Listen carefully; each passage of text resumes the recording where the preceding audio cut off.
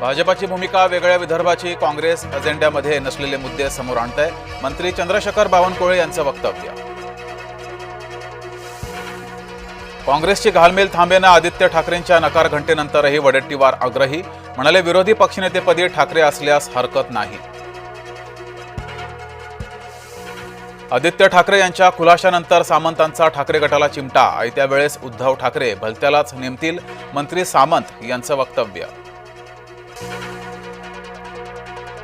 तातडीने विरोधी पक्षनेतेपदाची निवड करा, संख्याबळाचा नियम कुठेही नाही, नाना पटोलेंची मागणी। राज्याच्या आर्थिक पातळीवर ओढाताण, मुख्यमंत्र्यांपाठोपाठ अजित पवारांची ही कबुली।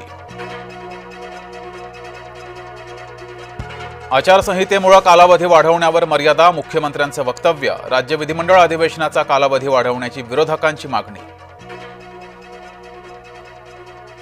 रवींद्र चव्हाण निलेश राणेंची गळाभेट आणि हस्तांदोलनही, चव्हाणांसोबत कोणताही वाद नाही, निलेश राणेंनी केलं स्पष्ट।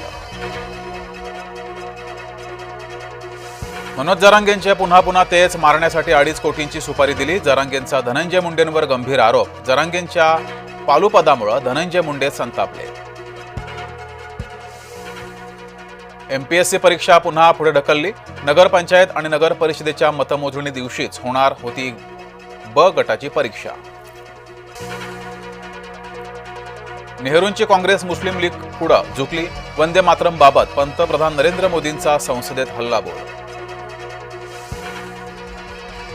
वंदे मातरम गांधीजींना राष्ट्रगीत वाटायचं, पंतप्रधान नरेंद्र मोदींच्या वक्तव्यानं भुवया उंचावल्या। राष्ट्रीय गीत वंदे मातरमच्या 150व्या वर्धापन दिनानिमित्त संसदेत सरकारचा प्रस्ताव, राहुल गांधी आणि सोनिया गांधी वंदे मातरमच्या कौतुकापासून दूर। मेळघाटातील आदिवासी बांधव आणि शेतकऱ्यांची पदयात्रा, नागपूर अधिवेशनामध्ये मारणार धडक, मका पिकाला 2400 रुपये हमीभाव देण्याची मागणी।